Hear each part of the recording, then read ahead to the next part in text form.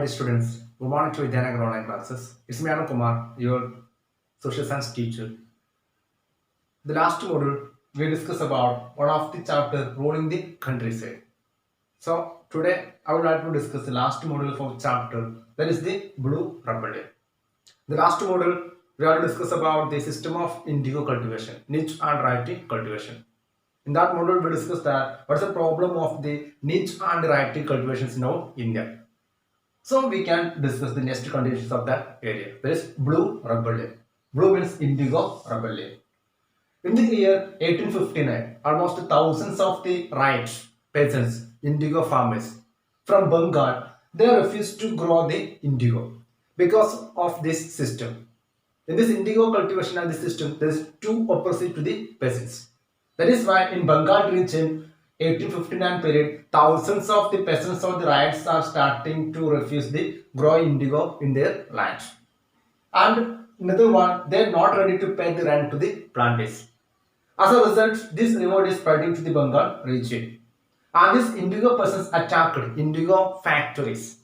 And they attacked with their traditional tools and weapons called swords, then spears, bows and arrows. The traditional weapons like the swords, then spears, then bows and arrows. Bows and arrows, they're starting to attack in the indigo factories. In that indigo rebellion or the revolt, women are actually participating with the kitchen implement, especially called pots, pan and other kitchen tools. And as a part of this rebellion, indigo riots are socially boycotted. Those who supporting the planters. In that period, the Gomastas were the agent of the British indigo planters. And they wanted to collect the tax or the land revenue from or indigo tax from this area. They were beaten the Gomastas. So the revolters also beaten the Gomastas because they were the agents of the or indigo planters. So very soon in the Bengal region became the areas of the war or revolt. In that period, our indigo peasants expect that our British government would supporting them. And in that period, 1859 period, local Samindas and village headmen also supporting the peasants. And because local Samindas and our village headmen have their own problem with the British administration and their rule. And local Samindas also, they compelled our European planters and to give up their land, and moreover they afraid about the increasing power of the European planters, and moreover village headmen also compelled to sign the contract with our indigo planters and the peasants. That is why village headmen also actively participating supporting the indigo revolt. And in that period, our peasants or the indigo revolters also imagined that British government would support them. The main reason is that after the 1857 revolt, British authorities are afraid about the next rebellion or the revolt, a mass rebellion is now in India. That is why anyhow our British government like to control this revolt, right to negotiate with the especially the peasants. That is why our indigo riots are, they imagine that British government would helping them and support them. That's about the first part. And in that period, to avoiding a big revolt and a mass movement in our India against British India, they took some initiatives.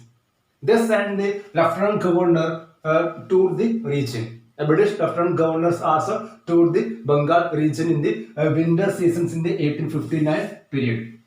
And one of the Barsat, a place, a magistrate Ashley Eden issued a notice. In that notice, it said that the indigo system, there is two opposites to the peasants. Our rights would not be accepted the indigo contract. If they like, they can cultivate. No one to compel them. And they also mainly claim that the Queen Victoria words is the indigo need not be sown in their land.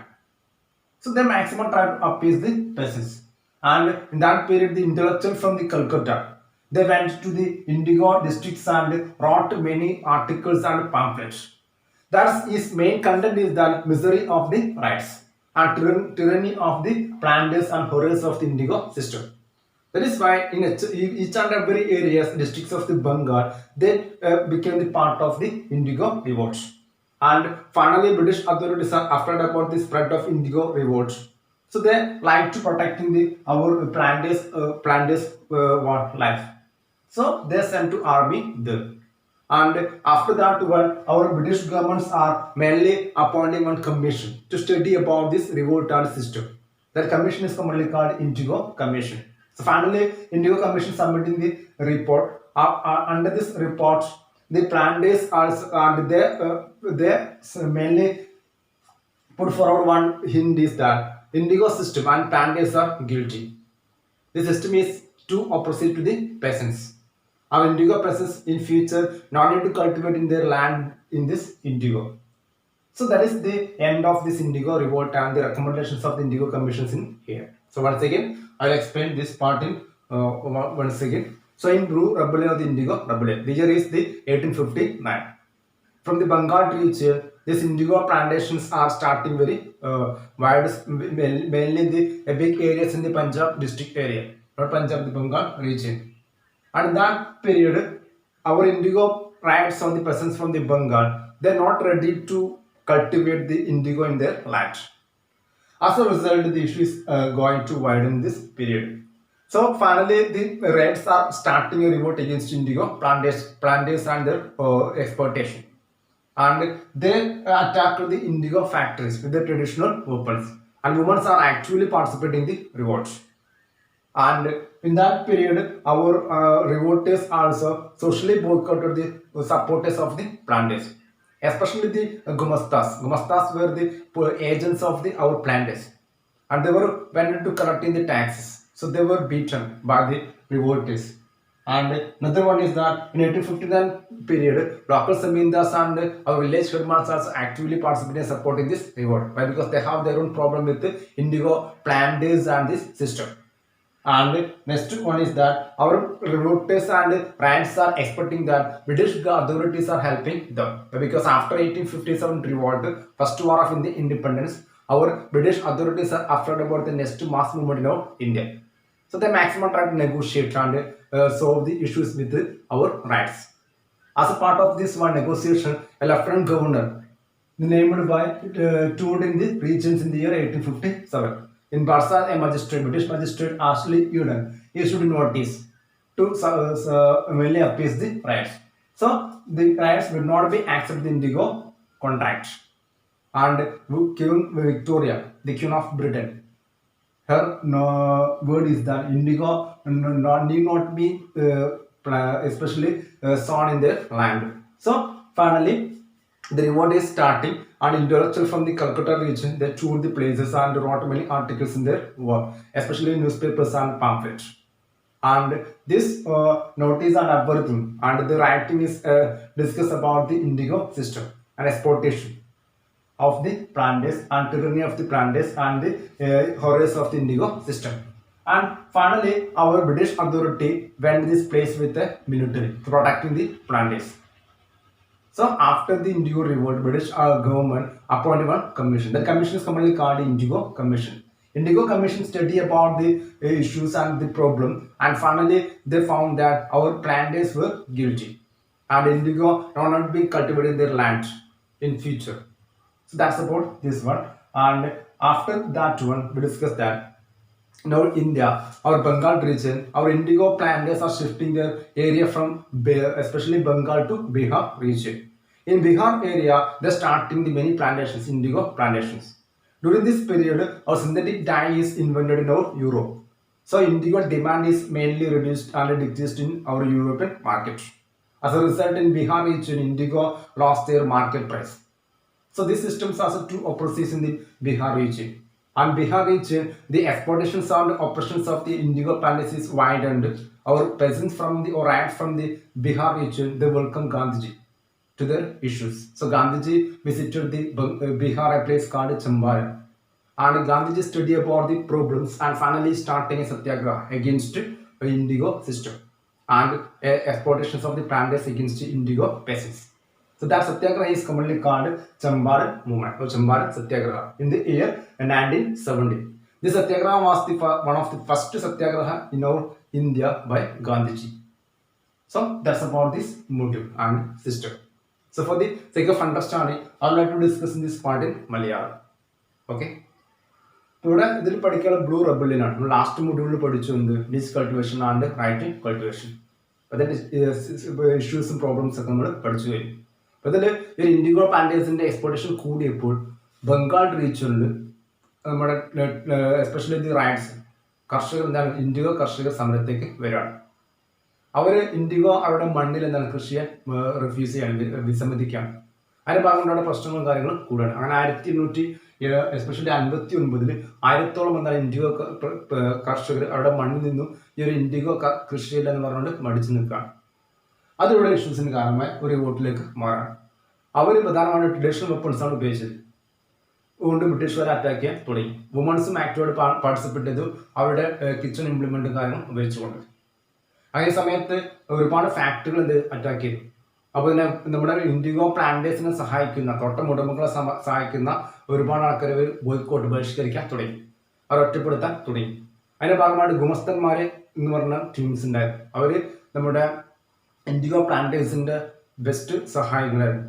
അവരൊക്കെ ഇതുവരെ അടിക്കാൻ തുടങ്ങി. അങ്ങനെ കലാപം ഒരുപാട് മേഖലകൾക്ക് spread ചെയ്യാൻ തുടങ്ങി. ഈ സമയത്ത് ലോക്കൽ സെമീന്ദാസും വില്ലേജ് ഹെഡ്മാനും ഇവരും കർഷകർക്കും കൂടാണ്. കാരണം അവരും ഈ ഒരു ഇൻഡിഗോ പ്ലാന്റേഴ്സിന്റെയും ബ്രിട്ടീഷ് അതോറിറ്റിയുടെയും ഇടപെടലുകൾ മുഖാന്തരം ഒരുപാട് പ്രശ്നങ്ങൾ അനുഭവിക്കുക ടീമായിരുന്നു. ഈ സമയത്ത് കർഷകരെ ഇമാജിൻ ചെയ്തത് ബ്രിട്ടീഷ് ഗവൺമെന്റ് സപ്പോർട്ട് ചെയ്യുന്നതാണ്. കാരണം 1857 ഒന്നാം സ്വാതന്ത്ര്യ സമരം കഴിഞ്ഞപ്പോൾ ബ്രിട്ടീഷുകാർ ഇന്ത്യയിൽ മറ്റൊരു റിവോൾട്ടിനെ ഭയന്നിരുന്നു, മാസ് മൂവ്മെന്റിന്. അതുകൊണ്ട് തന്നെ എങ്ങനെയെങ്കിലും ഈ റിവോൾട്ട് ഒതുക്കാൻ വേണ്ടി ശ്രമിച്ചിരുന്നു. അതിന്റെ ഭാഗമായിട്ട് ലഫ്റ്റനന്റ് ഗവർണർ തന്നെയാണ് ഈ സ്ഥലം വിസിറ്റ് ചെയ്യുന്നത് പ്രശ്നങ്ങൾ പഠിക്കാൻ 1859 വിന്റർ സീസണിൽ. അതുപോലെ തന്നെ ബർസാൻ എന്ന സ്ഥലത്ത് മജിസ്ട്രേറ്റ് ആഷ്ലി ഈഡ് എന്നുള്ള ആൾ എന്ത് ചെയ്യുന്നുണ്ട് ഈ ഒരു പ്രശ്നം സോൾവ് ചെയ്യാൻ വേണ്ടിയിട്ട് അദ്ദേഹം ഒരു നോട്ടീസ് ഇറക്കുന്നുണ്ട്. അത് മുഖാന്തരം എന്താണ് നമ്മുടെ കർഷകൻ അവന്റെ മണ്ണിൽ എന്ത് ചെയ്യണ്ട കൃഷി കൂടുതൽ ഇറക്കണ്ട, അവന് കോൺട്രാക്ട് സൈൻ ചെയ്യേണ്ട ആവശ്യമില്ല എന്ന് പറയുന്നുണ്ട്. ആൻഡ് ക്യൂൻ വിക്ടോറിയയുടെ നോട്ടീസ് ഉണ്ട് indigo need not be sown. Indigo എന്താണ് അത്ര നിർബന്ധമൊന്നുമില്ല കൃഷി ചെയ്യുന്നുണ്ട്. അങ്ങനെ സോൾവ് ചെയ്യാൻ ശ്രമിക്കുന്ന പക്ഷേ അത് റിവോട്ടിലേക്ക് മാറാണ് ചെയ്തത്. അങ്ങനെ കൽക്കത്ത ഭാഗങ്ങളിലൊക്കെ ഒരുപാട് ഇന്റലക്ച്വൽ എന്ന് പറഞ്ഞാൽ എന്താണ് ഏറ്റവും ബുദ്ധിജീവികളായിട്ടുള്ള ആൾക്കാർ, എഡ്യൂക്കേഷൻ നേടിയ ആൾക്കാർ അവരൊക്കെ സമരത്തേക്ക് വരികയാണ്. അവരൊരുപാട് ആർട്ടിക്കിളും മറ്റു കാര്യങ്ങളും എഴുതുകയാണ് ഈ സിസ്റ്റത്തിന്റെ പ്രശ്നങ്ങളും കാര്യങ്ങളും വെച്ചുകൊണ്ട്. അങ്ങനെ ഈ ഒരു സിസ്റ്റം എന്താണ് അത്രയും ഒപ്രസീവ് ആണെന്ന് പറഞ്ഞുകൊണ്ട് ജനങ്ങൾക്കെല്ലാവരും ഒരു വലിയൊരു പ്രചരണം നടത്തുകയും ചെയ്തു. ആൻഡ് ഫൈനലി ആ ബ്രിട്ടീഷ് അതോറിറ്റി വലിയൊരു മിലിറ്ററി എന്താണ് സെൻഡ് ചെയ്യാണ് ഇൻഡിഗോ പ്ലാന്റേഴ്സിനെ പ്രൊട്ടക്ട് ചെയ്യാൻ വേണ്ടിയിട്ട്. അങ്ങനെ അവസാനം ഈ റിവോൾട്ട് അവർ ഒതുക്കുകയും ചെയ്തു. പക്ഷേ ഈ സമയത്ത് ഒരു ഇൻഡിഗോ കമ്മീഷൻ അവർ ഇവിടെ അപ്പോയിന്റ് ചെയ്യുന്നുണ്ട്. ആ കമ്മീഷൻ പഠിച്ചുകൊണ്ട് പ്രശ്നങ്ങൾ വെച്ചുകൊണ്ട് മനസ്സിലാക്കി തരുന്നുണ്ട്. അവർ റിപ്പോർട്ട് സബ്മിറ്റ് ചെയ്തു. ആ പ്രകാരം പ്ലാന്റേഴ്സ് എന്താണ് ഗിൽറ്റി, അവർ കുറ്റക്കാരാണ്. അതുപോലെ ഇൻഡിഗോ അത്ര ബെസ്റ്റ് സാധനമല്ല, സിസ്റ്റവും പ്രശ്നങ്ങളുണ്ട്. അതുകൊണ്ട് തന്നെ കർഷകൻ ഇൻ ഫ്യൂച്ചർ അത് കൾട്ടിവേറ്റ് ചെയ്യേണ്ടെന്നുള്ള ഒരു ശുപാർശ കൂടെ എന്താണ് അതിനൊപ്പം വെക്കുകയും ചെയ്യുന്നു. അതുകൊണ്ട് തന്നെ ബംഗാൾ ഭാഗത്തു നിന്നും ഇൻഡിഗോ പ്ലാന്റേഴ്സ് അവരുടെ ഓപ്പറേഷൻസ് അവരുടെ പ്ലാന്റേഷനും കാര്യങ്ങളും ബീഹാറിലേക്ക് ഷിഫ്റ്റ് ചെയ്യാം. ബീഹാറിൽ ഇതേ സെയിം ഇഷ്യൂസ് വരികയാണ്. ഈ സമയത്താണ് നമ്മുടെ യൂറോപ്പിൽ സിന്തറ്റിക് ടൈം കൃത്രിമ ചായങ്ങൾ കണ്ടെത്തി ഇന്ത്യയുടെ ഡിമാൻഡ് കുറയുകയും ചെയ്തു. അതുകൊണ്ട് ഒരു മാർക്കറ്റിലെ വില കുറഞ്ഞു. കർഷകന്റെ മണ്ണിൽ മൊത്തം ബീഹാർ ഭാഗങ്ങളിൽ ഇൻഡിഗോ സ്പ്രെഡ് ചെയ്തു. അവർക്ക് പ്രശ്നങ്ങൾ കൂടി. അവസാനം ഈ സമയത്ത് ടാക്സും കാര്യങ്ങളൊക്കെ അവർ കൂട്ടുകയും ചെയ്തു. അതിൽ കുറവൊന്നും വന്നില്ല. അങ്ങനെ ചമ്പാരനിലെ ഇൻഡിഗോ കൾട്ടിവേറ്റേഴ്സ് എന്ത് ചെയ്യാണ് ഇത്തരം ചൂഷണം കൂടിയപ്പോൾ അവർ ഗാന്ധിജി വെൽക്കം ചെയ്യുന്നവരുടെ പ്രശ്നങ്ങളിൽ ഇടപെടാൻ. അങ്ങനെ ഗാന്ധിജി അവിടെ വന്നുകൊണ്ട് പ്രശ്നം പഠിച്ചുകൊണ്ട് അവസാനം സത്യാഗ്രഹം ഇരിക്കുകയാണ്. അതിന് പറഞ്ഞതാണ് ചമ്പാരൻ സത്യാഗ്രഹം in Bihar in the year 1970. ഗാന്ധിജിയുടെ ഇന്ത്യയിലെ ഫസ്റ്റ് സത്യാഗ്രഹമാണ് ചമ്പാരൻ സത്യാഗ്രഹം ഇൻ ദ ഇയർ 1970. അവസാനം ഗാന്ധിയെ പേടിച്ചുകൊണ്ട് ബ്രിട്ടീഷ് അതോറിറ്റി ചർച്ചയ്ക്കാണ് നെഗോഷിയേറ്റ് ചെയ്യാൻ വേണ്ടി. അവസാനം ബ്രിട്ടീഷ് അതോറിറ്റി എന്താണ് ഒരു കമ്മീഷൻ അവിടെ അപ്പോയിന്റ് ചെയ്യണം. അപ്പോൾ തന്നെ ഇവരുടെ പ്രശ്നങ്ങൾ സോൾവ് ചെയ്യാൻ വേണ്ടിയിട്ട് അവർ മുന്നോട്ട് കാര്യങ്ങൾ വെക്കുകയും ചെയ്യുന്നു. So successful one is Champaran movement. That's about all chapter and this last module. We can discuss one more chapter. We can just starting a new especially the geography chapter. It is agriculture. So I know that you have a previous knowledge about what I mean by agriculture. At present also we can see that now India, one of the great strike, man-made strike is going to held in our Delhi. That is by peasants. They were the agricultural people. They mainly starting the strike for survival against the especially the bill passing in our Lok Sabha. So agriculture is most modern one in our life. in our world. So we can start one by one. And in our world, agriculture is one of the age-old activities and primary activities. In the historically, we can see that people are engaging different types of the agricultural activities for their survival and for their daily usages.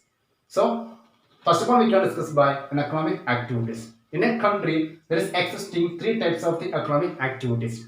That is, first one, primary activities, secondary activities, and tertiary activities.